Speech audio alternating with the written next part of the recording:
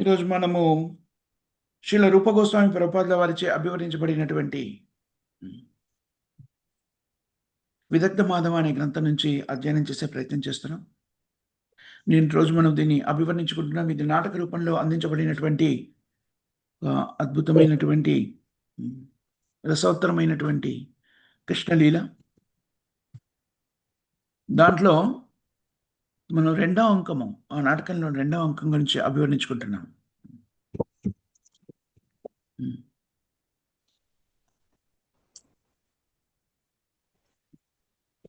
దాంట్లో ఆ సంభాషణలో భాగంగా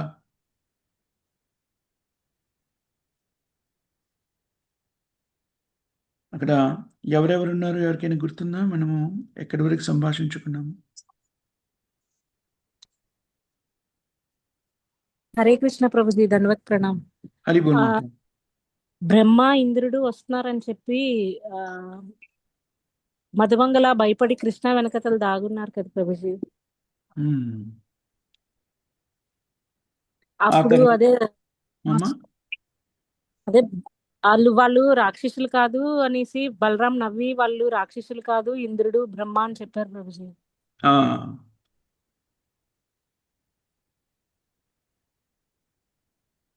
అలాగా పౌర్ణమసి, ఆ తర్వాత పౌర్ణమసి కృష్ణుని మధ్య కూడాను సంభాషణ గురించి మనం కొంత అభివర్ణించుకున్నాం.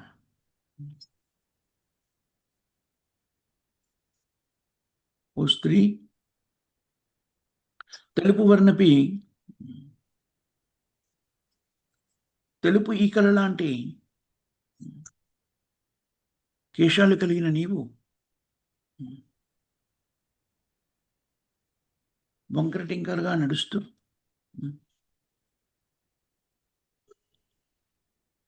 అపరాధులైన గోపికల యొక్క సాంగత్యాన్ని నువ్వు వదిలిపెట్టవు అన్నాడు కృష్ణుడు పౌర్ణమసితోని.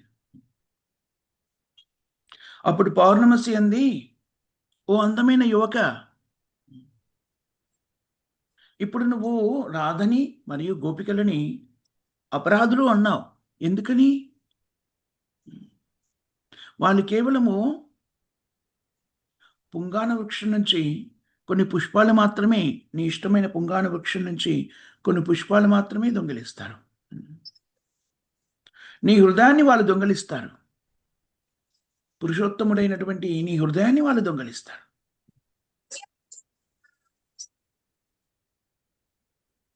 అని పౌర్ణమసి అంటుంది. దాన్ని విన్న కృష్ణుడు,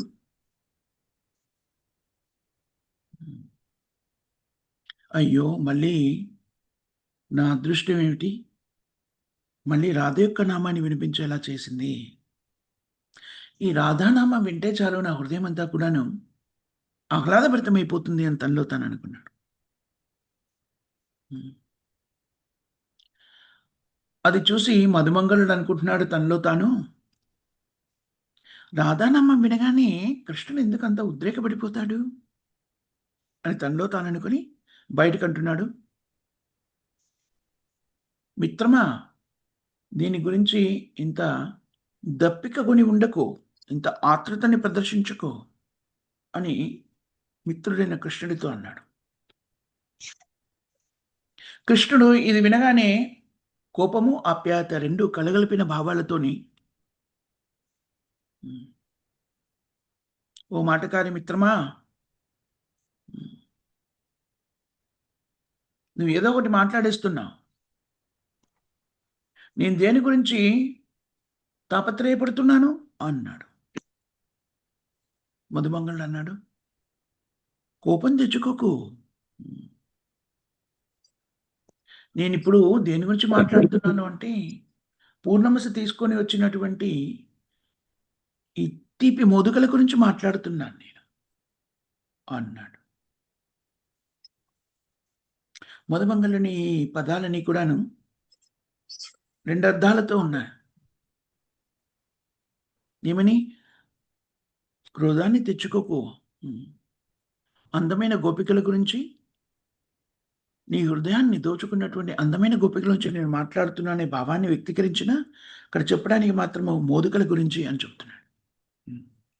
కృష్ణుడు అన్నాడు, మిత్రమా, నేను తప్పుగా అర్థం చేసుకున్నాను. ఇవి లడ్డూలు కాదు మనోహర అనడానికి. వీటిని ఎలాంటి లడ్డూలు అంటే మౌక్తిక అని పిలువబడే లడ్డూలు అన్నాడు. మధుమంగళ నవ్వుతూ, మిత్రమా, నేను నిన్ను రాధానామంతో మూర్ఖుని చేసే ప్రయత్నం చేయను. నిన్ను మూర్ఖుని చేసే ప్రయత్నం నేను ఎందుకు చేస్తాను అన్నాడు.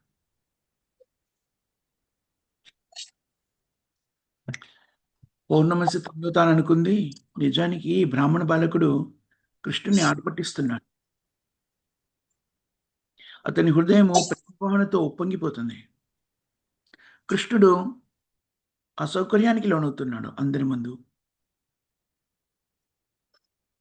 ఇప్పుడు నా కోరికలన్నీ పరిపూర్ణమైనవి అని పౌర్ణమసి తనలో తాననుకుని బాహ్యానికి మాత్రము గట్టిగానే అందేమని,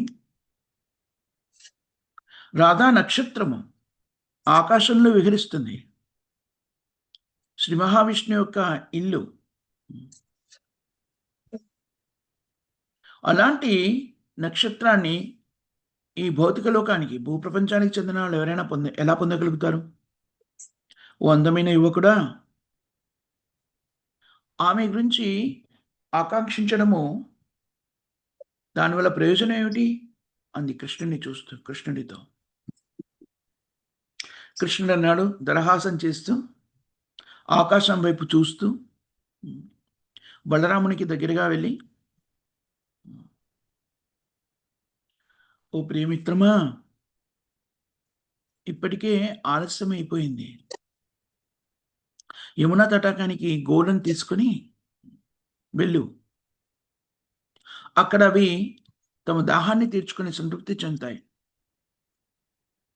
దాంతోపాటు ఈ లడ్డూలు కూడా తీసుకెళ్ళి మధురమైన లడ్డూల్ని ఆనందించు. నేను కొంతసేపు విశ్రమిస్తాను. శ్రీధామ శుభలతో పాటు నేను ఇక్కడ కొంతసేపు విశ్రమిస్తానని వ్యక్తీకరించాడు. దాంతో అక్కడున్న ఇతర మిత్రులు, బలరాముడు కూడాను రంగస్థలం నుంచి వెళ్ళిపోయారు. ఇప్పుడు అక్కడ కృష్ణుడు, శ్రీధామ, సుబల, పౌర్ణమసి వీళ్ళున్నారు. పౌర్ణమసి అనుకుంటుంది తనలో తానే,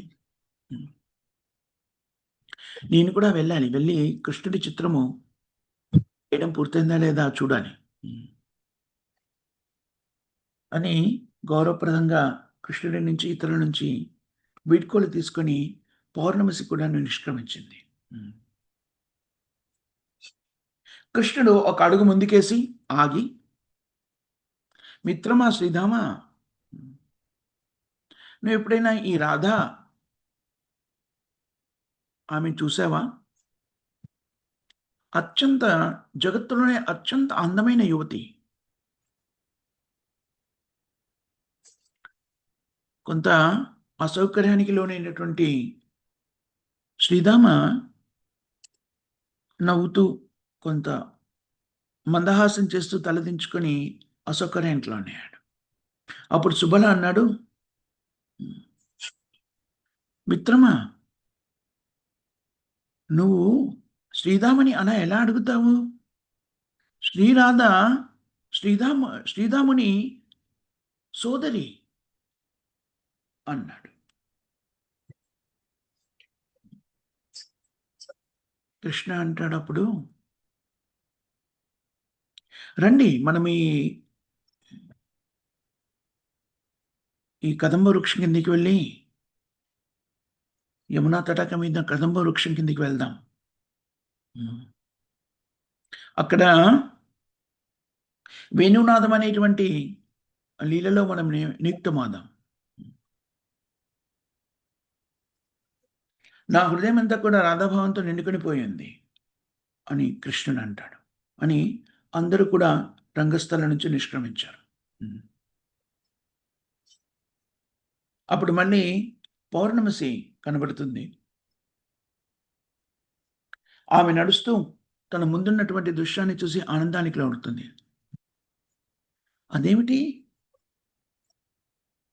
నా బాలిక రాధిక ఎక్కడుందేమిటి? తన మిత్రులతో ఆడుకుంటూ సరస సంభాషణలు ఆడుతూ అక్కడుందేమిటి అని ఆలోచించి ఆమె అక్కడే ఉన్న పొదల చాటున దాక్కుంటుంది. పౌర్ణమసి.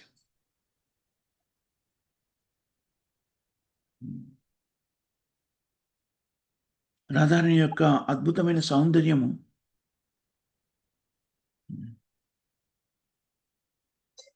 ఎంత అద్భుతంగా ఉంది అంటే, అప్పుడే వికసించినటువంటి కమలాల అందాన్ని ఆస్వాదిస్తున్న వ్యక్తులు కూడా దాని నుంచి దృష్టి మరల్చి రాధారాణి వైపు చూస్తారు. రాధారాణి యొక్క ముఖార విందము ఎంత సౌందర్యంగా ఉందంటే,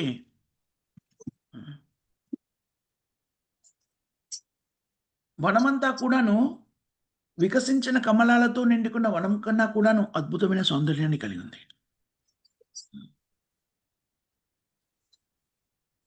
ఆమె శరీర తేజస్సు బంగారం కూడాను వెలవెలబోయేటువంటి తేజస్సును వ్యక్తీకరిస్తుంది. ఆ అద్భుతమైనటువంటి అనితర సాధ్యమైనటువంటి అద్భుతమైన శ్రీమతి రాధారాణి అందము బృందావనాన్ని జాగృతం చేస్తోంది.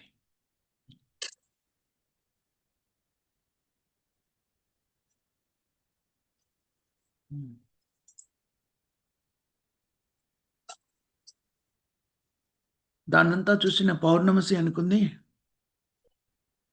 వీళ్ళిద్దరితో నేను సంభాషణని ఆడకుండా ఇక్కడి నుంచి వెళ్ళిపోతాను.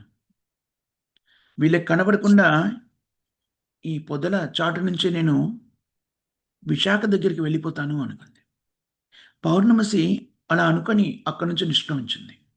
మీకు ఎవరికైనా గుర్తుందా పౌర్ణమసి విశాఖ దగ్గరికి ఎందుకు వెళ్తానంటుంది?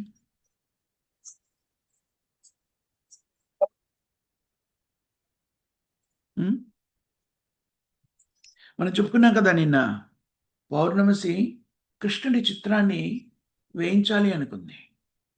అయితే విశాఖ చక్కని ఆర్టిస్ట్, చక్కగా చిత్రాలు వేయగలిగేటువంటి శక్తి ఉంది. అందుకని విశాఖకు చెప్పి కృష్ణుడి చిత్రాన్ని వేయించాలి అని పౌర్ణమసి అనుకుంది. అందుకని ఆమె అక్కడి నుంచి విశాఖని కలవడానికి వీళ్ళిద్దరికీ కనబడకుండా, లలిత రాధిక ఉన్నారు కదా అక్కడ, వాళ్ళకి కనబడకుండా మెల్లిగా వెళ్ళిపోయింది.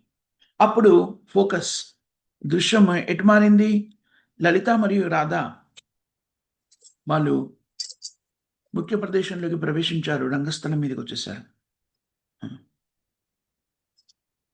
రాధిక అంటుంది, లలిత, పౌర్ణమసి ఈ ఉత్తమోత్తమరాలు ఇక్కడ ఏం చేస్తుంది అంది.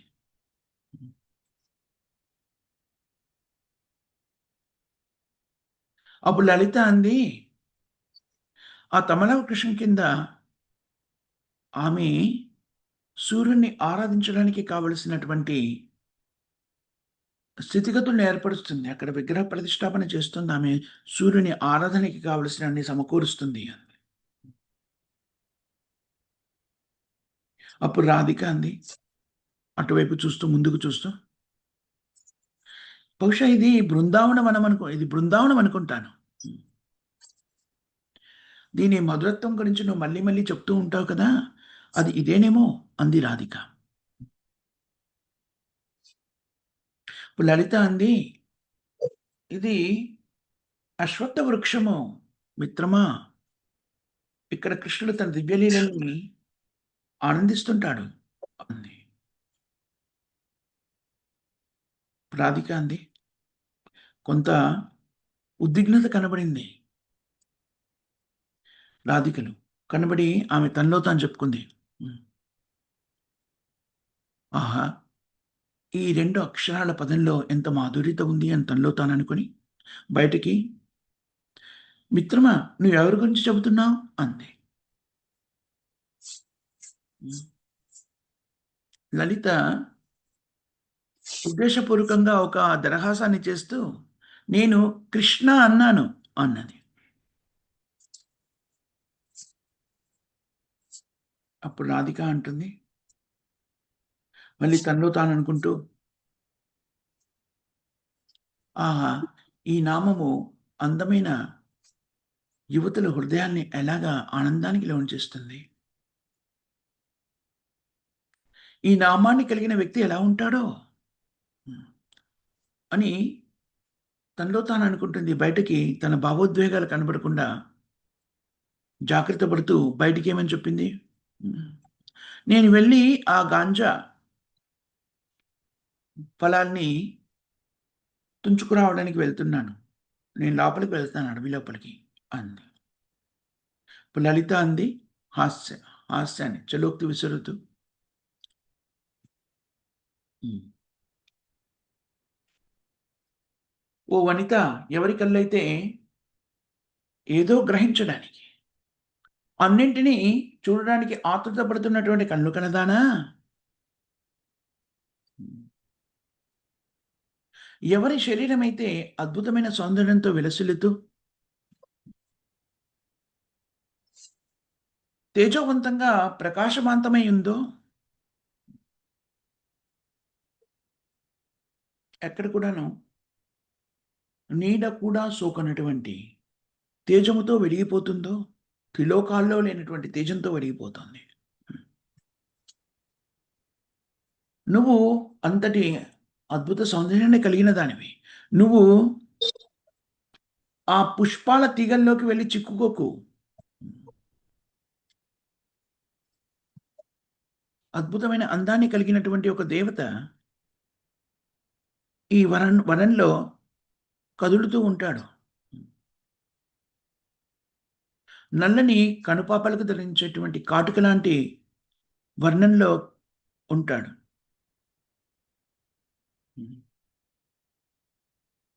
ఆయన తన దృష్టిని నీ మీద పదిలపరిచి నిన్ను కొత్త ప్రేమికురాలిగా మలుచుకుంటాడు అని లలిత రాధారాణితో అంటుంది. అప్పుడు రాధిక అంటుంది, తాను భయపడుతున్నట్టుగా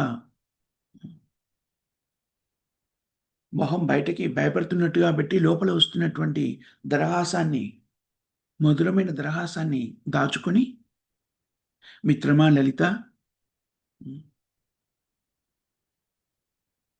ఈ దేవత ఇప్పటికే నిన్ను తన హృదయంలో బంధించినట్టున్నాడు అంటుంది. అప్పుడు లలిత గట్టిగా బయటికి నవ్వేస్తూ, నా మీదెందుకు తన మొహాన్ని చల్లుతాడు? నీవు నీ తేజస్సు అతన్ని నీ వైపు ఆకర్షితుని చేస్తుంది అంటుంది లలిత. హ్మ్. అప్పుడు ఆ రంగస్థలం బయట నుంచి మధురమైన వేణునాదం వినబడుతుంది.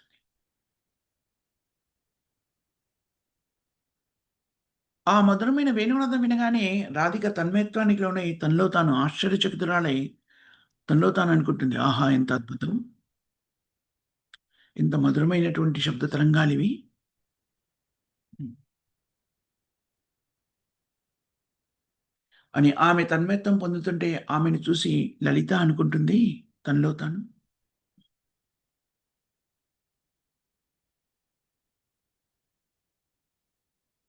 మొట్టమొదటిసారిగా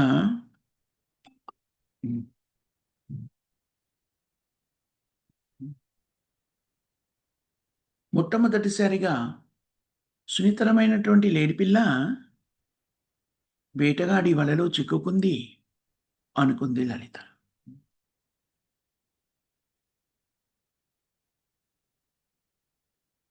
రాధికేమో తన్మయత్వంలో ఉన్నటువంటి రాధిక అతి కష్టం మీద బాహ్య చేతనికి వచ్చి తనలో తాను అనుకుంటుంది. హ్మ్.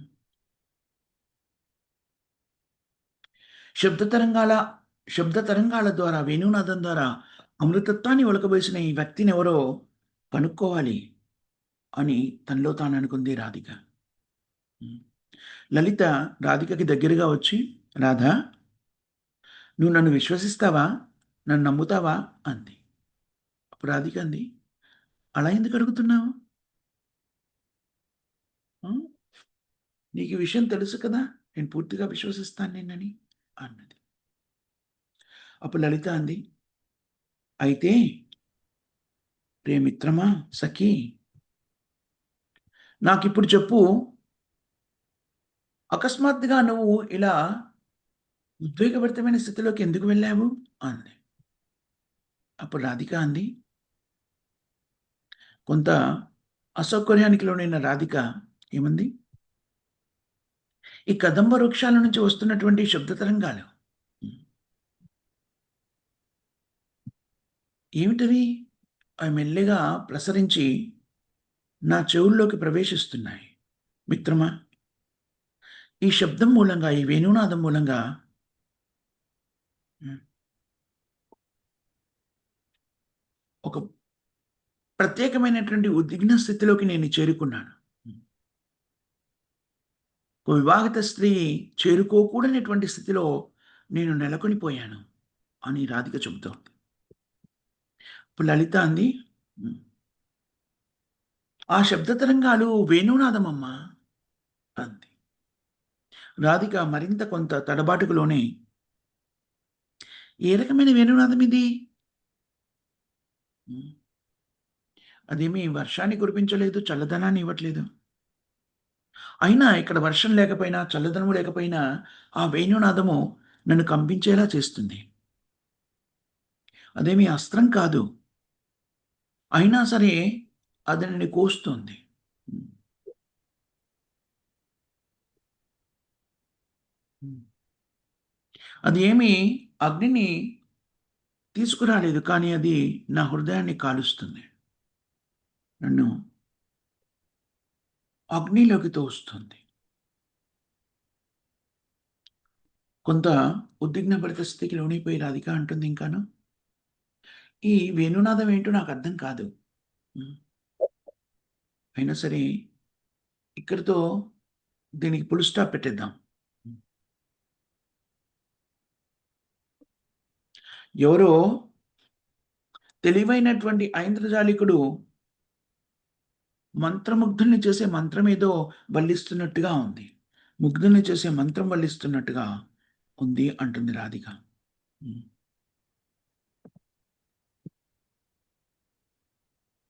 అదే సమయంలో అప్పుడు విశాఖ చేతిలో ఒక చిత్రాన్ని పట్టుకొని ప్రవేశిస్తుంది. అక్కడ రాధికను చూసి తనలో తాను విశాఖ అనుకుంటుంది, ఈమె మారిపోయింది. హ్మ్. బహుశా కృష్ణుని యొక్క వేణునాదంతే ఆకర్షితమైనట్టుంది. నేనే ఆమెను అడుగుతానులే అనుకుంది విశాఖ. అనుకొని రాధిక దగ్గరగా వస్తూ విశాఖ అంది, ఏ పిల్ల, హ్మ్, నీ ముఖమేంటి అలా తెల్లగా పెరిగిపోయింది? హ్మ్. నీ కళ్ళ నుండి జాలువారుతున్నటువంటి కన్నీళ్ళు ఈ ప్రదేశాన్నంతా కూడాను బురదతో బురదగా మారుస్తుంది. హ్మ్. నీ నిట్టూర్పులతో నీ శరీరము నృత్యం చేస్తున్నట్టుగా కదిలిపోతుంది. నీ శరీరములోని రోమాలు నిక్కబొడుచుకున్నాయి. హ్మ్. బహుశా కృష్ణుని మధురమైన వేణునాదం నీ చెవులను సొకినట్టుంది అని విశాఖ అంటుంది. आओ రాధారాణి, जैसे ना खराब का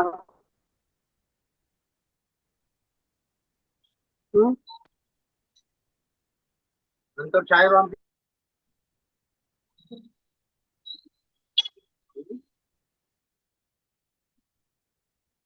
అది విన్న రాధిక అంటుంది, వాటిని వినకుండా, విశాఖ చెప్పిన మాటల్ని వినకుండా రాధిక శరీరమంతా కంపిస్తుంది. లలిత, మళ్ళీ అవే శబ్దాలు, అదే శబ్దము అంటుంది ఉద్విగ్నభరితమైన స్థితిలో. ఇప్పుడు లలిత అంటుంది, "ఉమ్, తేజోవంతమైనటువంటి తన శరీర అవయవాల్ని, ఉమ్, ఉమ్, ఏ పిల్ల, తేజవంతమైనటువంటి అవయవాల్ని కలిగి ఉండి యమునా తటాకం చుట్టూ ఈ వేణునాదం పరిభ్రమిస్తూ ఉంటుంది.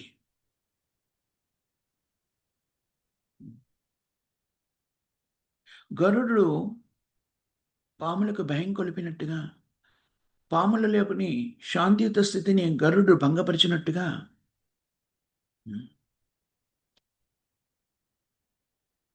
సిగ్గుతో ముడుచుకుపోయినటువంటి గోపికలు ధన్వంతరి వారి బిడియాన్ని తొలగించినట్టుగా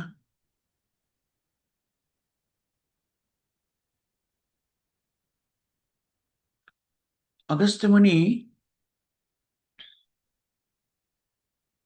సముద్రపు నీటినంతా కూడాను తాగేసినట్టుగా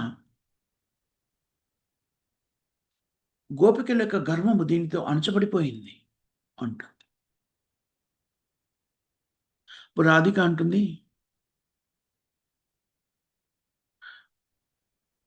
మిత్రమా, నా హృదయంలో ఒక గొప్ప వేదన ఆరంభమైంది. నా హృదయంలో ఒక గొప్ప వేదన ప్రకటితమై జన్మించింది హృదయంలో. దీన్ని పక్కకు పెడితే కానీ, ఈ వేదన నుంచి నేను బయటపడితే కానీ రాత్రి చక్కగా నిద్రపోలేను అంటుంది. దాంతో విశాఖ అంది, దీనికి సంబంధించినటువంటి, ఈ వ్యాధికి సంబంధించినటువంటి నివారణ మందు, నీ వేదనని తొలగించే మందు ఇదిగో నా చేతిలో ఉంది, తీసుకో అంది. విశాఖ చేతిలో ఏముంది? ఎవరికైనా గుర్తుందా? విశాఖ రంగస్థలం మీదకి వచ్చినప్పుడు చేతిలో ఏం పట్టుకొని వచ్చింది?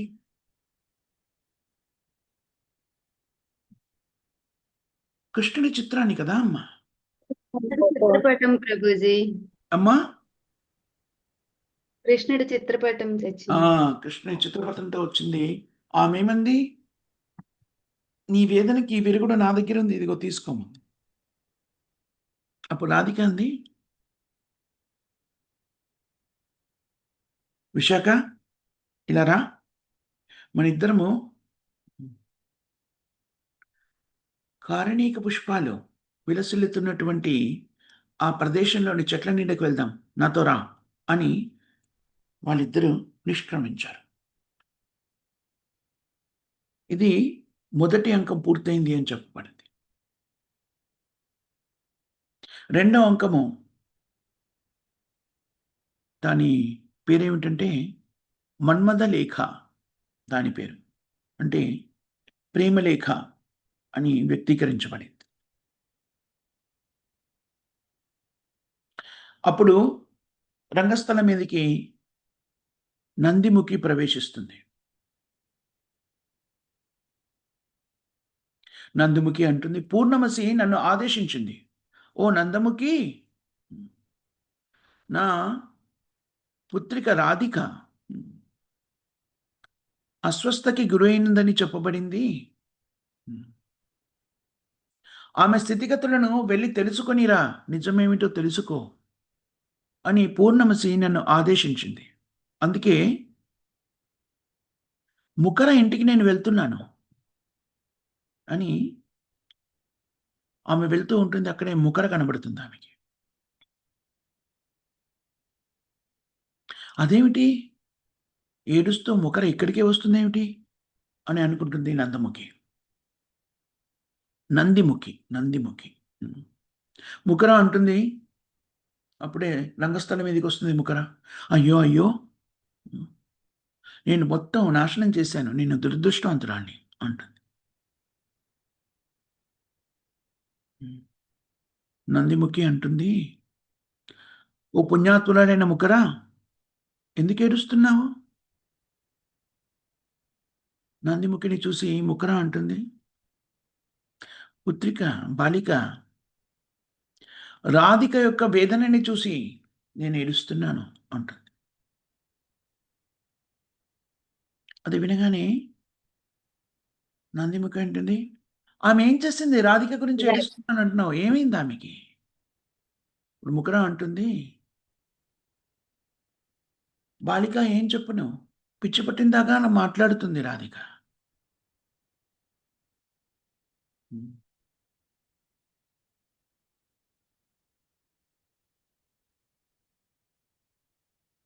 అని అంటూ ఏదేదో మాట్లాడేస్తుంది. ఏమంటుంది? నా అందమైనటువంటి పుష్పవనాన్ని నల్లటి తుమ్మెద పాడు చేయకూడదు. నేను కేవలము ఒక బాలికని మాత్రమే. ఎందుకలా చలోక్తులు విసురుతున్నావు? నా ఈ వనం నుంచి దూరంగా వెళ్ళిపో అని రాధిక నిద్రావస్థలో ఉన్నా, మేల్కొన్న స్థితిలో ఉన్నా కూడాను ఇలా పిచ్చి పిచ్చిగా మాట్లాడుతుంది. రాత్రి పగళ్ళు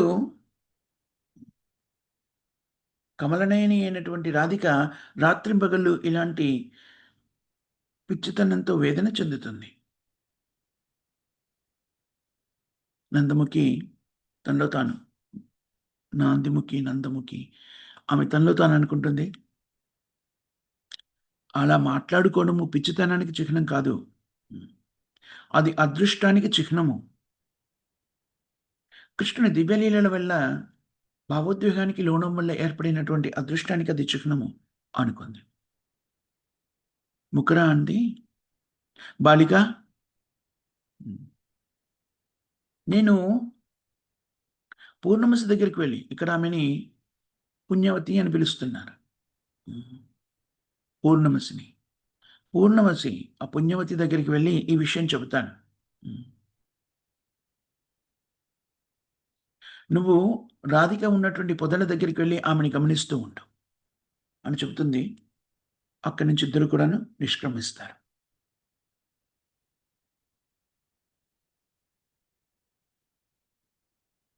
తన ఇద్దరు సహచరులతోనే లలితా విశాఖలు సేవిస్తూ ఉండగా తన ఇద్దరు మిత్రులతోనే రాధ రంగస్థలం మీదకి ప్రవేశిస్తుంది.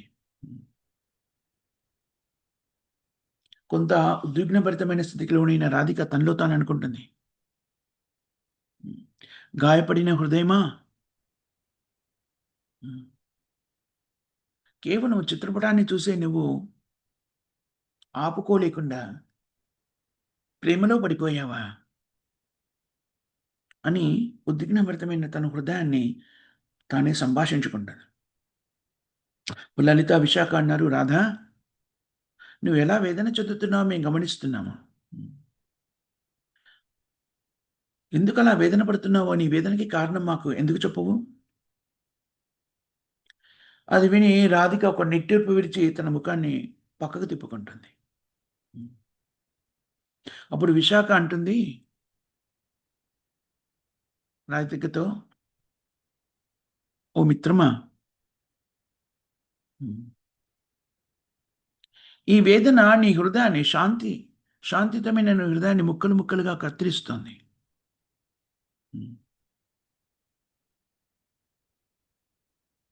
నీ ఎరుపు వర్ణపు వస్త్రాలన్నీ కూడాను ఆ వేదన మూలంగా ప్రకటితమయ్యేటువంటి స్వేదముతో తడిసిపోతోంది.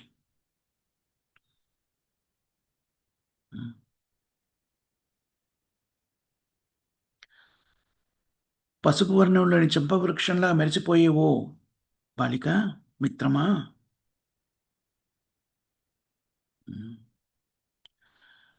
నీ శరీరం ఎందుకు కంపిస్తుంది? దయచేసి నిజాన్ని నాకు వివరించు.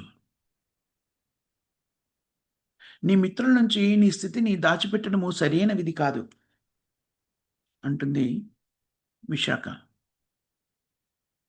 దాంతో రాధిక అంటుంది,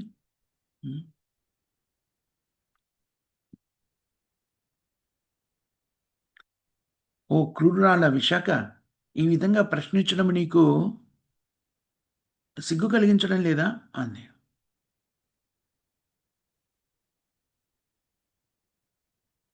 కొంత ఆందోళన చెందిన విశాఖ అంది, బహుశా నేను ఒకసారి నీ పట్ల అపరాధం చేసి ఉండొచ్చును, కానీ ఒకసారి చేసిన అపరాధాన్ని నేను గుర్తుపెట్టుకున్నాను.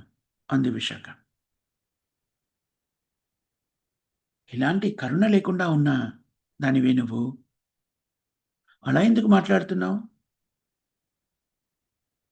గుర్తుపెట్టుకో, జాగ్రత్తగా చూడు అంది రాధిక. విశాఖ అంది, నేను కష్టపడినా కూడాను నాకు అన్నీ గుర్తుండవు అంది విశాఖ. అప్పుడు రాధిక అందు, పిచ్చిదానివే నువ్వు. నువ్వు నన్ను శాశ్వతమైన అగ్నిగుండంలోకి తోస్తున్నావు అంది. అప్పుడు విశాఖ అంది, అదేలాగా అంది. కొంత అసౌకర్యానికి లోనైనటువంటి రాధిక, నువ్వు వక్రమార్గం పట్టినటువంటి అబద్ధాల కోరివే. ఉండు ఉండు, ఈ చిత్రంలో ఉన్నదానికి మిత్రురాలైనటువంటి ఓ పామువు నువ్వు అంది రాధిక.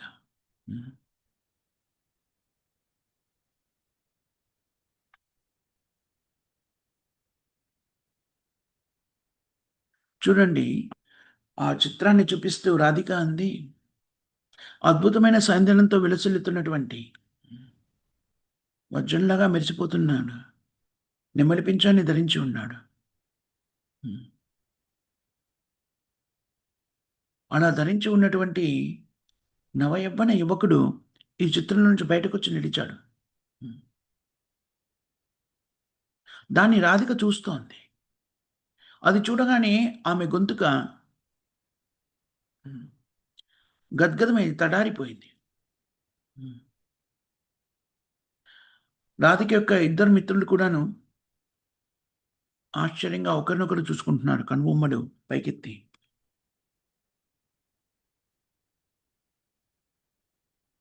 ఎప్పుడైతే అలా బయటకు వచ్చినటువంటి బాలకుడు నవయవ్వనుడు దరహాసం చేసి తన కనుబొమ్మల్ని కదల్చగానే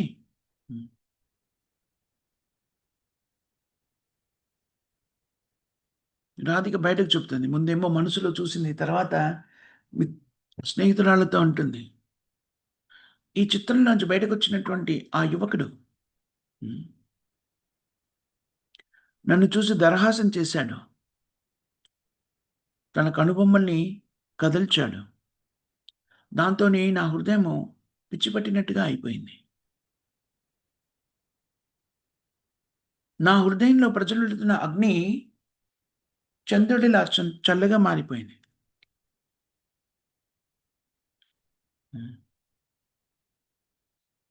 నా హృదయంలో ఉన్నటువంటి కొద్దిసేపు చల్లగా మారిపోయింది. నా హృదయంలో ఉన్న చల్లదనం అంతా కూడాను దహించుకుపోయి అగ్నిలా ప్రజ్వలిల్లింది.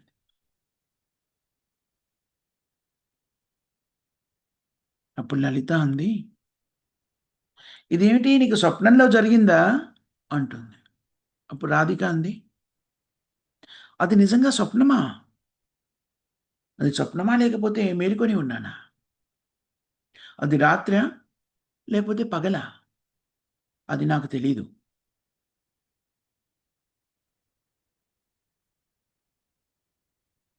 ఆ నలుపు వర్ణపు చంద్రుని నుంచి వెలువడినటువంటి కాంతి, ఆ నలుపు వర్ణపు చంద్రుడైనటువంటి ఆ నవయువకుని నుంచి వెలువడినటువంటి కాంతి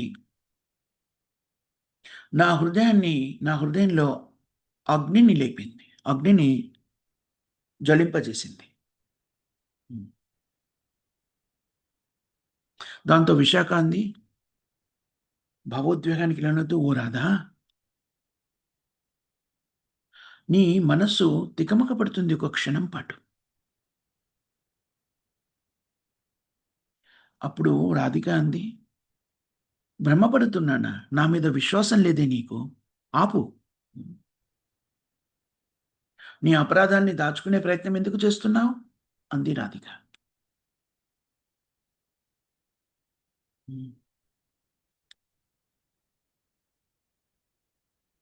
కుంకుమ వర్ణంలో అత్యంత మనోహరంగా అలంకరించబడిన వస్త్రాలను ధరించి ఆ చిలిపి బాలకుడు కదంబ వృక్షం కింద కూర్చుని ఉన్నాడు. లేదు లేదు లేదు అంటూ అతన్ని నేను దూరంగా తోసేస్తున్నాను.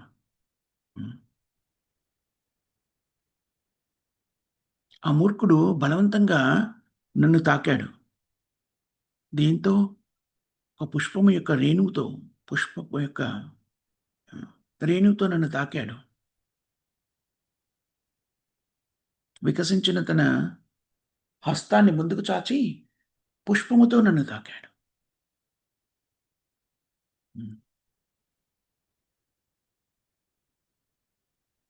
నేను ఆ బాలకుని యొక్క హస్తం నన్ను తాకాలని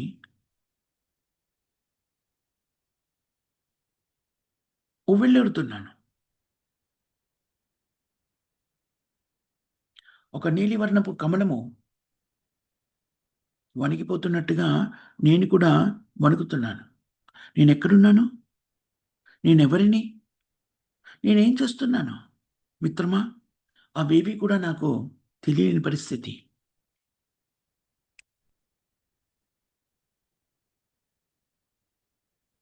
అలా ఉద్విగ్నపడటానికి లోనైనటువంటి ఆమె తనలో తాను అనుకున్నది.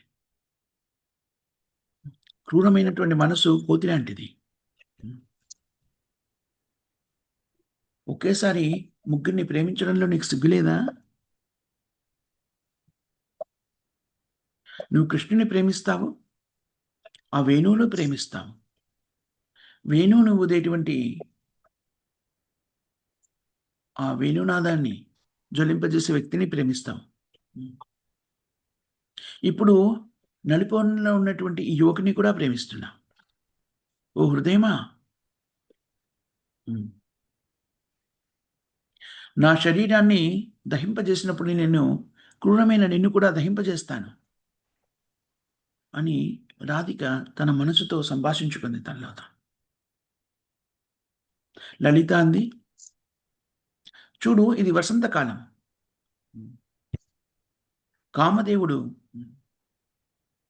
కామదేవుని యొక్క ప్రధానమంత్రి ఇక్కడ ప్రకటితమై అంతా ప్రదేశాన్నంతా కూడా కలుషితం చేశాడు. దీని నుంచి మనం ఎవరు రక్షిస్తారు అంది లలిత. రాధిక అంది,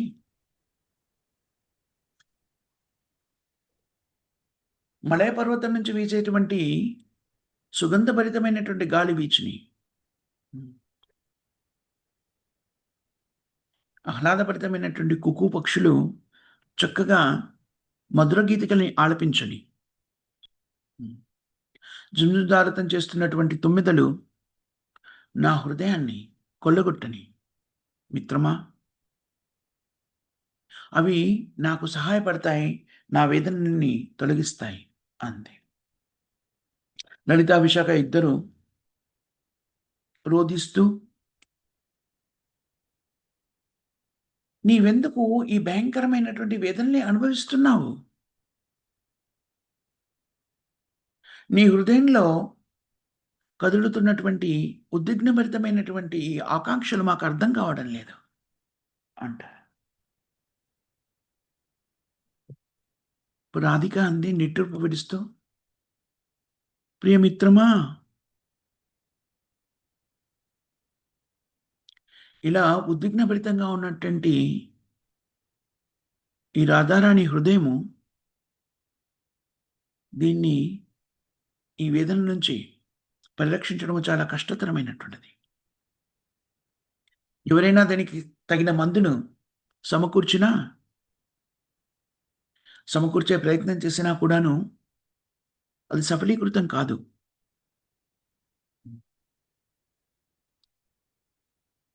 కానీ నేను ఒకటి చెబుతాను, నా వ్యాధిని తొలగించే విధానం నేను నీకు చెబుతాను.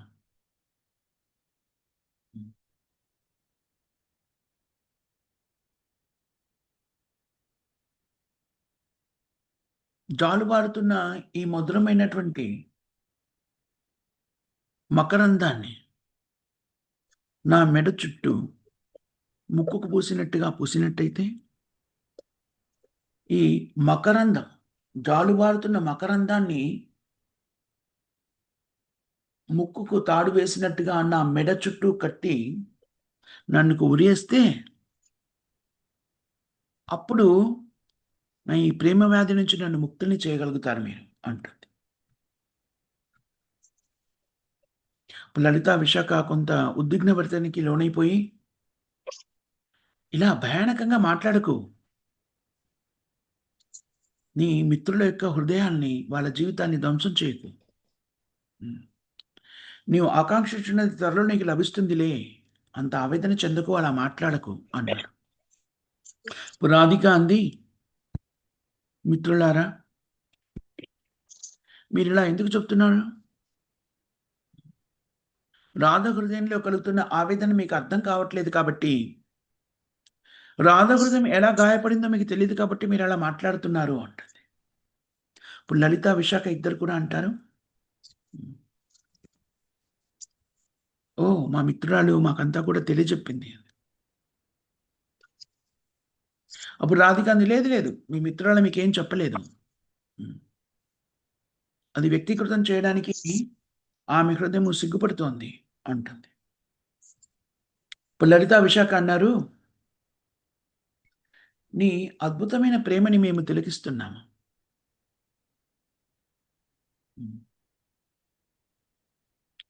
నీ స్నిగ్ధత్వము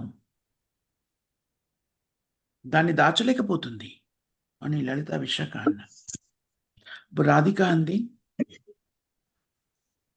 నేను ఎప్పటి నుండైతే ఒక వ్యక్తి నామం విన్నా, కృష్ణ అనే నామం కలిగిన వ్యక్తి గురించి విన్నానో,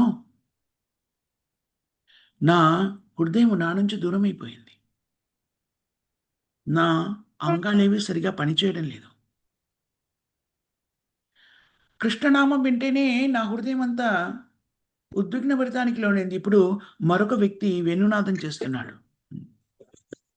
ఆ వేణునాద శబ్ద తరంగాలు వినగానే నాలో భావోద్వేగమైన పరిస్థితి ఏర్పడుతుంది, నా హృదయంలో ఒక ఉన్మత్త స్థితి ఏర్పడుతుంది. ఇది రెండు, వీళ్ళిద్దరు ఇలా వేదన చెందిస్తుంటే మరో వ్యక్తి వైపు నా మనస్సు ఆకర్షితమవుతుంది. ఈ చిత్రంలో ఉన్నటువంటి ఈ వ్యక్తి యొక్క అద్భుతమైన సౌందర్యాన్ని నేను చూడగానే ఇక్కడ కూడా ఆకర్షితుడాన్ని అవుతున్నా. అందుకనే నేను మంచిదాన్ని కాదు, చాలా చెడుదాన్ని. ఎందుకంటే ఏకకాలంలో నేను ముగ్గురు యువకుల వైపు ఆకర్షితురాన్నయ్యాను. ఇలాంటి స్థితిలో నేను జీవించి ఉండడం కన్నా మరణించడమే ఉత్తమము అంటుంది. చూడండి, ఈ సన్నివేశంలో మనకి ఇంకా ఏమర్థమవుతుంది అంటే, రాధారాణి ఇంకా కృష్ణుని చూడలేదు, కృష్ణుడు ఎవరో తెలియదు, కానీ ఆమెకి కృష్ణుడి నామం వింటే ఆమె హృదయంలో భావోద్వేగాలు ఉద్విగ్నభరితంగా ఎగిసిపడుతున్నాయి. అలాగే కృష్ణుడి పేరు వింటే, కృష్ణ అనే 2 అక్షరాల పేరు వింటేనే ఆమె ఉద్విగ్నభరిత స్థితికి లోనవుతుంది. అలాగే విశాఖ తీసుకొని వచ్చినటువంటి చిత్రాన్ని చూడగానే కూడాను ఆ నవయవ్వనుని వైపు కూడా ఆకర్షితురాలవుతోంది. అలాగే వేణునాదం నుంచి వచ్చిన శబ్ద తరంగాలు వినగానే ఆ వేణువు వాయిస్తున్నటువంటి వ్యక్తి మీద ఆరాధనాభావం కలుగుతుంది, ప్రేమభావం కలుగుతుంది. అందుకని ఆమె ఏమనుకుంటుంది, వీళ్ళు ముగ్గురు విభిన్నమైనటువంటి వ్యక్తులు అనే భావనతోని రాధారాణి అనుకుంటుంది, నేను ఏకకాలంలో ముగ్గురి వైపు ఆకర్షితుని అవుతున్నాను, చిచి నేను ఎలాంటి స్త్రీని, అసలు నేను జీవించి ఉండడమే సరికాదు అనే భావోద్వేగానికి రాధారాణి లోనవుతుంది. ఈ తన భావోద్వేగాలన్నీ కూడాను తన సహచరులైనటువంటి లలిత విశాఖలతో పంచుకుంటాం. ఈ విధంగా ఈ నాటకము విభిన్నమైనటువంటి వ్రజవాసుల యొక్క, ముఖ్యంగా రాధారాణి కృష్ణుడి మధ్య జరిగేటువంటి అద్భుతమైనటువంటి లీలలకు సంబంధించిన అభివర్ణన విదగ్ధ మాధవిలో మనకి అభివర్ణించడం జరుగుతుంది. రాధిక తన మిత్రులు విశాఖ, సహచరులైనటువంటి విశాఖ, లలితలతో ఈ సంభాషణ చేస్తూ తన హృదయాంతరంలో కలుగుతున్న భావోద్వేగాన్ని వ్యక్తీకృతం చేస్తుంది. ఆమెమో ముగ్గురు వైపు నేను ఆకర్షితులను అవుతున్నా అనుకుంటుంది, కానీ ఆ ముగ్గురు కూడా నువ్వు నిజానికి ఒకరే కదా. చిత్రపటంలో విశాఖకి ఇచ్చిన చిత్రంలో ఉన్నటువంటిది కృష్ణుడు. వేణునాదం చేస్తున్నది కృష్ణుడు. కృష్ణ అనే నామాన్ని, ఆ 2 అక్షరాలు వింటే చాలు ఆ నామం కలిగిన వ్యక్తి మీద ఆకర్షణ కలుగుతుంది, అంటే కృష్ణుడు. ఆ విధంగా రాధారాణి విభిన్నంగా కృష్ణుడి వైపు అన్ని వైపుల నుంచి ఆకర్షితురాలవుతుంది అని మనకిక్కడ అవగతమవుతుంది. చాలా మధురంగా ఉన్నటువంటి ఈ నాటకం యొక్క సన్నివేశాన్ని ఇక్కడ మనం ఆపేద్దాం మాతాజీస్ అండ్ ప్రభుజీస్. ఇంకా రసోత్తరమైన భావోద్వేగాలు ఎలా వ్యక్తీకృతం అవుతాయి అనేటువంటిది మళ్ళీ తర్వాత చర్చిద్దాం. ఈనాటి సంభాషణలో ఈ నాటక చదవడంలో ఎవరికేమైనా సందేహాలు కానీ, ఏదైనా వాళ్ళు చెప్పాలనుకున్నాయి కానీ చెప్పాలనుకున్నా వ్యక్తీకరించవచ్చు మాతాజీస్. సో ఎవరికేమి క్వశ్చన్స్, కామెంట్స్ వ్యక్తీకరించాల్సినవి లేకపోతే ఇక్కడ మనం ఆపిద్దాం. ఇవాళ కీర్తన ఆలపించవలసింది ఎవరమ్మా? ప్రభుజీ దండవత్ ప్రణామ్. దండత్ ప్రణామ్ మాత. హరి కృష్ణ. తులసి మాత ఎవరమ్మా? అది తులసి మాతాజీనా, రాధారాణి మాతాజీ? లేదు ప్రభుజీ. ఓకే, మీరు ఆలపించాల్సింది ఆలపించండి. శ్రీ బ్రజధామ మహిమామృత కృష్ణదాస్ గారు రచించినది. హరి బోల్. జయ రాధా జయ కృష్ణ జయ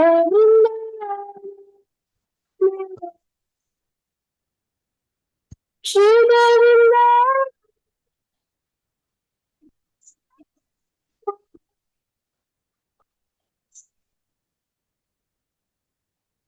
జయ రాధా జయ కృష్ణ జయ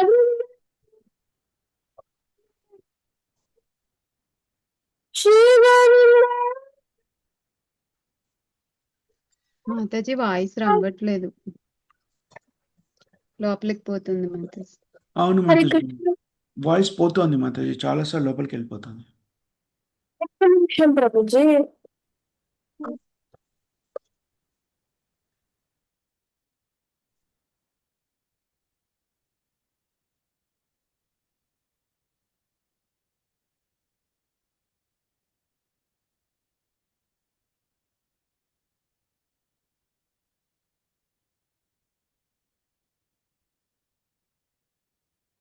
హరే కృష్ణ ప్రభుజీ, ఇప్పుడు వినిపిస్తుందా?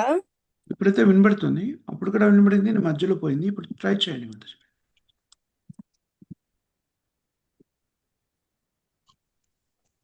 జయ రాధే జయ కృష్ణ జయ బృందావన శ్రీ గోవింద గోపీనాథ మదన మోహన జయ రాధే జయ కృష్ణ జయ బృందావన శ్రీ గోవింద గోపీనాథ మదన మోహన శ్యామ కుండ రాధా కుండ గిరి గోవర్ధన కాలింది జమున జయ జయ మహావాన కేశి ఘాట వంశీ ఘాట వాతశాకనయన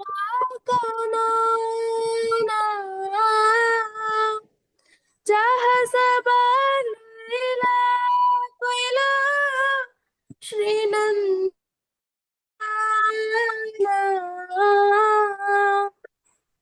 జయ రాధా జయ కృష్ణ జయ బృందావన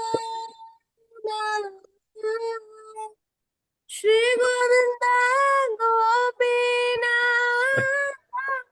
మదన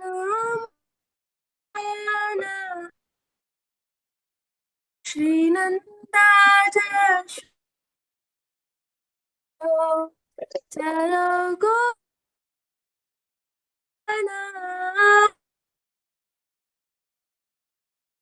जयो धेनु वत्सकाना जय वृषभानु जयो कीर्तिदास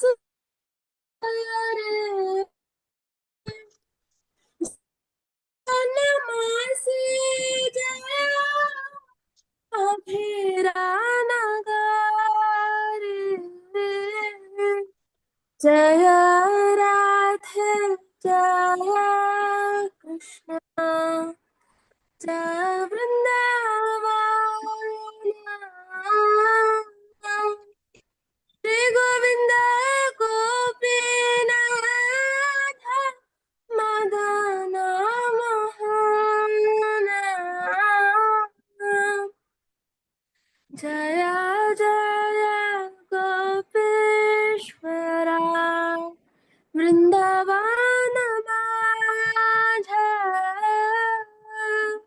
जय जय कृष्ण सखा बटु द्विजराज जय राम घाट जय रोहिणी नंदन जय जय वृंदावन बासी जत जन जय राधे जय कृष्ण जय वृंदावन श्री गोपीनाथ मदन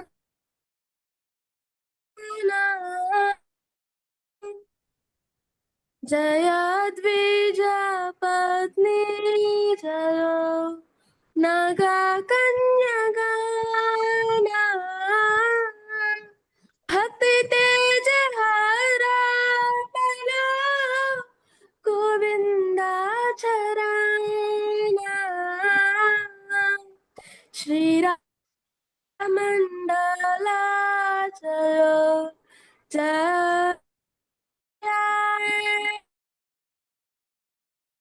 जय जय लीला मनोरम जय राधे जय कृष्ण जय वृंदावन श्री गोविंद गोपीनाथ मदन मोहन जय जय ज्वाला रसा सर्वरस पर किया भावे जहाँ रजते प्रचार श्री जाह्नव पाद पद्मा करया स्मरण दीन कृष्ण दास कहे नाम संकीर्तन दीन कृष्ण दास कहे नाम संकीर्तन जय राधे जय कृष्ण जय वृंदावन श्री गोविंद गोपीनाथ मदन मोहन हरे कृष्ण प्रभु जी थैंक यू హరి బోల్ మాతాజీ హరి బోల్ హరే కృష్ణ మాత చాలా చక్కగా ఆలపించారు, ధన్యవాదాలు. హరి హరి బోల్. హరి బోల్ So, హరి బోల్ మాత. జపయజ్ఞాన్ని ఎవరు హరి నిర్వర్తిస్తారమ్మా? కృష్ణ దండోత్సవం. దండవత్ ప్రణామం. నేను చేయనా ప్రభుజీ? హరే కృష్ణ. చేయండి. నేను చేస్తాను. దండవత్ ప్రణామం. ఆహా. ఇద్దరు ఎవరైనా చేయండి, మాతాజీ పర్వాలేదు, చేయండి. 30 నిమిషాల పాటు జపయజ్ఞాన్ని నిర్వర్తించి ప్రేమదని చెప్పి క్లాస్లో చేయండి. హరే కృష్ణ ప్రభుజీ, దండవత్ ప్రణామం. దండవత్ ప్రణామం. హరే కృష్ణ హరే ప్రభుజీ. కృష్ణ ప్రభుజీ, దండవత్ ప్రణామం. హరే కృష్ణ మాత, దండవత్ ప్రణామం.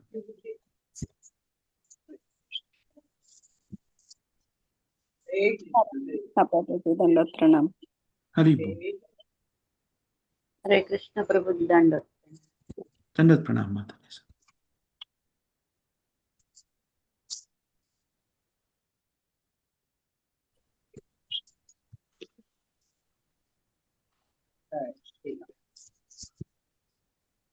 బాలా మాతాజీ మీరు చేయండి, జపయజ్ఞాన్ని నిర్వర్తించండి. చేస్తున్నా ప్రభుజీ. హరే కృష్ణ. హరి బోల్. నమో కృష్ణాయ కృష్ణాయ